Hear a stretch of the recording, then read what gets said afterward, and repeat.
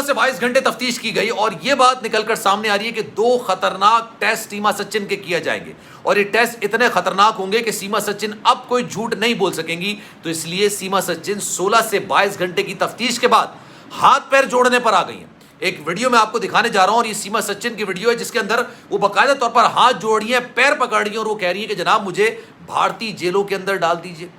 مجھے آپ نے جو سزا دینی ہے دے دیجئے, مجھے پاکستان بے دخل نہیں کیجئے. کیونکہ یہ اب کیس اب منطقی انجام تک پہنچ رہا ہے اور یقین جانیے اس کا جو فیصلہ ہونے جا رہا ہے وہ یہ ہوگا کہ بھارت سے ان کو بے دخل کر دیا جائے گا اور ان کو پاکستان منتقل کر دیا جائے گا, پاکستان کے حوالے کر دیا جائے گا, اسی پاکستان کے حوالے جس کی برائیاں انہوں نے بھارت میں جا کے کی. انہوں نے آج تک جتنے جھوٹ بولے ہیں, جتنی باتیں بھارتی میڈیا میں کی ہیں, ایک ایک کر کے میں آپ کو بتانے جا رہا ہوں. جب اس کو کراس چیک کیا گیا تو وہ سب جھوٹ پر مبنی ہوئی اور ان کی سچائی کیا ہے, ان کا اصل نام کیا ہے, ان کی شہریت کیا ہے اور ان کی وجوہات کیا ہیں کہ بھارت کے اندر کیوں گئی, انہوں نے پاکستان کی بدنامی کیوں کی. آج میں آپ کو بڑی اندر کی خبر دے دوں. بسم اللہ الرحمن الرحیم. السلام علیکم, آپ سبھی کو خوش آمدید. میں ہوں سلمان مرزا اور آپ دیکھ رہے ہیں میرا یوٹیوب چینل اور Facebook page sum up with Salman Mirza. جناب بہت شکریہ یہ ویڈیو دیکھنے کے لیے, آپ سبھی نے وقت نکالا ہے. ویڈیو کے آغاز میں تہہ دل سے آپ سبھی کا میں شکریہ ادا کرتا ہوں, لیکن اس دعا کے ساتھ کہ آپ جہاں ہوں خیر و عافیت سے ہوں, صحت مند ہوں اور تندرست ہوں. جناب سیما سچن کے معاملے پر آج بات کریں گے, لیکن آگے بڑھنے سے پہلے ویڈیو کے آغاز میں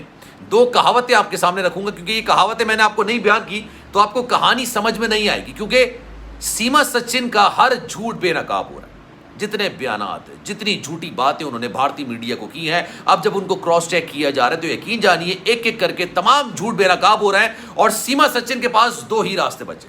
سیما سچن نے اب رونا دھونا شروع کر دیا ہے, منتے ترلے کرنا شروع کر دیا, ہاتھ پیر جوڑنا شروع کر دیا ہے, کیونکہ یا تو ان کو بھارتی جیلوں میں قید کر دیا جائے گا اور پھر پھانسی کی سزا دے دی جائے گی, یا پھر ان کو پاکستان کے حوالے کر دیا جائے گا, اور پاکستان کے حوالے نہیں بھی کیا جاتا تو کم سے کم ان کو بھارت سے بے دخل کر دیا جائے گا اور کوئی بھی ملک ان کو نہیں رکھ سکے گا. جس کہاوت کا میں ذکر کر رہا تھا نا جناب, جھوٹ کے پاؤں نہیں ہوتے, یہ اسی لیے کہا جاتا ہے کہ آپ جتنا جھوٹ بول لیں ایک دن آ کے سچ بے نقاب ہو جائے گا. اور ایک بڑی مشہور سینگ ہے انگلش کے اندر, میں اردو ترجمہ کر کے آپ کو بتاتا ہوں. جناب ایک بڑے مشہور فلاسفر ہیں, انہوں نے یہ بات بولی تھی کہ آپ تمام لوگوں کو کچھ وقت کے لیے بیوقوف بنا سکتے ہیں, تمام لوگوں کو کچھ وقت کے لیے بیوقوف بنا سکتے ہیں, یا پھر آپ کچھ لوگوں کو ہمیشہ کے لیے بیوقوف بنا سکتے ہیں, لیکن ایسا نہیں ہو سکتا کہ آپ تمام لوگوں کو ہمیشہ کے لیے بیوقوف بنا سکیں. یہ دونوں کہاوتیں سیما سچن پر پوری سچ ثابت ہوگی. سیما سچن سے 16 سے لے کے 22 گھنٹے کی طویل تفتیش کی گئی انسداد دہشت گردی فورس کی جانب سے, اور جب اس تفتیش کے اندر ان سے کچھ سوالات کیے گئے اور ان سوالات کو کراس چیک کیا گیا, میں نے کل آپ کو کچھ تصاویر دکھائی تھی, وہ تصاویر جناب بیسکلی نیپال کی ہیں,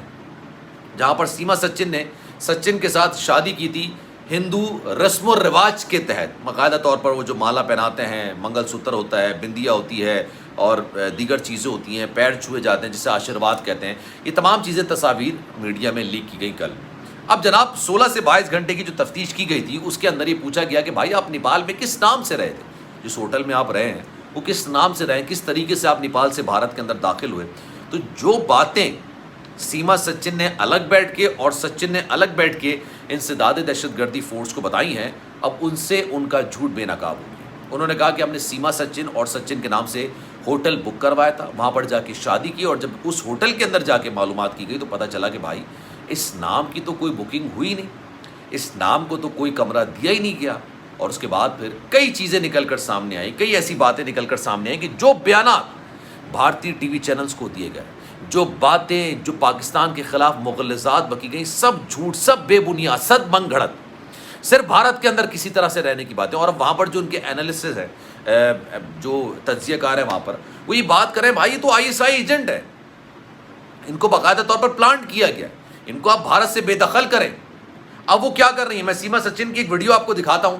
جس میں وہ یہ بات کہہ رہی ہیں کہ میں آپ سے ہاتھ جوڑ کے بات کہتی ہوں, آپ کے پیر پڑ کے بات کہتی ہوں کہ مجھے بھارت سے بے دخل نہ کیا جائے. میں پاکستان سے آئی ہوں اور مجھے پتا ہے کہ پاکستان اگر میں واپس گئی تو میرا کیا حشر کیا جائے گا, میرے 4 بچوں کا کیا حشر کیا جائے گا. جب آپ بھارت جاتے ہو اور ایک ایسے ملک جاتے ہو جو کہ آپ کے ملک کا دوست نہیں ہے,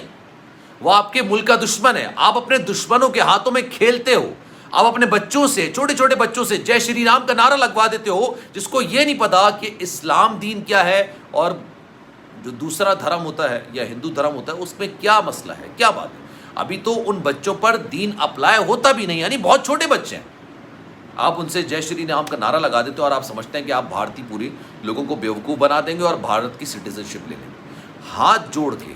پیر پکڑ کے یہ بول رہی ہیں کہ مجھے آپ بھارتی جیلوں میں ڈال دیں, میرے بچوں کو بھارتی جیلوں میں ڈال دیں, لیکن خدا کے لیے مجھے پاکستان روانہ نہ کریں, مجھے پاکستان نہ بھیجیں. کیونکہ جو تفتیش کے اندر چیزیں نکل کر سامنے ہیں نا, ابھی 2 ٹیسٹ کرنے ہیں, ایک پولیگرافک ٹیسٹ ہوگا اور ایک لائی ڈیٹیکٹر ٹیسٹ ہوگا. اور یہ لائی ڈیٹیکٹر ٹیسٹ کیوں ہوگا بیسکلی میں آپ کو بتاتا ہوں. جب آپ لائی ڈیٹیکٹر مشین کے سامنے بیٹھتے ہیں اور کوئی سوال آپ سے کیا جاتا ہے تو آپ کی ہارٹ بیٹ, آپ کے جو بلڈ پریشر ہوتا ہے, آپ کے پلس ہوتی ہے, اس کے حساب سے آپ کے جواب کا موازنہ کیا جاتا ہے کہ آپ سچ بول رہے ہیں جھوٹ بول رہے ہیں. پولیگرافک ٹیسٹ میں کیا ہوتا ہے؟ پولیگرافک ٹیسٹ میں جناب یہ ہوتا ہے کہ آپ کو نشاور ادویات دی جاتی ہیں, آپ غنودگی کی حالت میں ہوتے ہیں, اور اس کے بعد آپ سچ بیان کرنا شروع کر دیتے ہیں. لیکن یہ دونوں چیزیں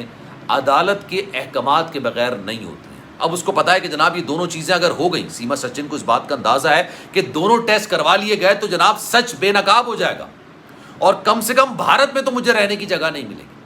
تو مجھے بھارت سے بے دخل کر دیا جائے گا. اور جب بھارت سے بے دخل کر دیا جائے گا تو ظاہر سی بات ہے کوئی ملک مجھے نہیں رکھ سکے گا, وہاں کی سٹیزن شپ میرے پاس نہیں ہوگی. اور اتنی مالدار تو وہ ہے نہیں کہ UK, USA, France, Germany اس طرح پہ جا کے وہ سٹیزن شپ اپلائی کر سکیں یا پی آر لے سکیں. تو پھر ان کو نہ چاہتے ہوئے بھی پاکستان واپس آنا پڑے گا, اور پھر پاکستان میں قانونی معاملات کا سامنا کرنا پڑے گا, جو کہ کافی زیادہ سخت ہو سکتا ہے. کیونکہ آپ نے دین اسلام کی برائی کی ہے, آپ نے پاکستان کی برائیاں کی ہیں, آپ نے اپنے ذاتی مفادات کے لیے آپ نے قومی مفادات کو آپ سمجھ لیں کہ بھیٹ چڑھا دیا آپ نے, تو اس وجہ سے آپ کو سنگین چیزوں کا سامنا کرنا پڑ سکتا ہے. اب وہ بھارتی صدر کے سامنے ہاتھ جوڑ کے اپیل کر رہی ہیں, وہ کہہ رہی ہیں کہ خدا کے لیے میں آگے ہاتھ جوڑتی ہوں کہ مجھے بھارتی جیلوں کے اندر ڈال دیں, لیکن پاکستان روانہ نہ کریں. لیکن آپ یقین جانیے کہ اگلے 2-4 دنوں کے اندر اس بات کا فیصلہ ہو جائے گا. یہ اپنا کیس اپنے منطقی انجام تک پہنچ رہا ہے, اور جیسے یہ منطقی انجام تک پہنچے گا اس پہ 2 ہی صورتیں نکل کر سامنے آئیں. یا تو ان کو کال کوٹری میں ڈال دیا جائے گا, یا پھر دوسری صورت کیا ہوگی کہ ان کو پاکستان واپس بھیجا جائے گا. اور دونوں میں ان کے لیے وہ ہے کہ آگے کھائی اور پیچھے کنواں, ان کے لیے صورتحال وہی ہے. اور ان کے جو جھوٹ انہوں نے بولے گئے نا, اب ان کو شاید ان کی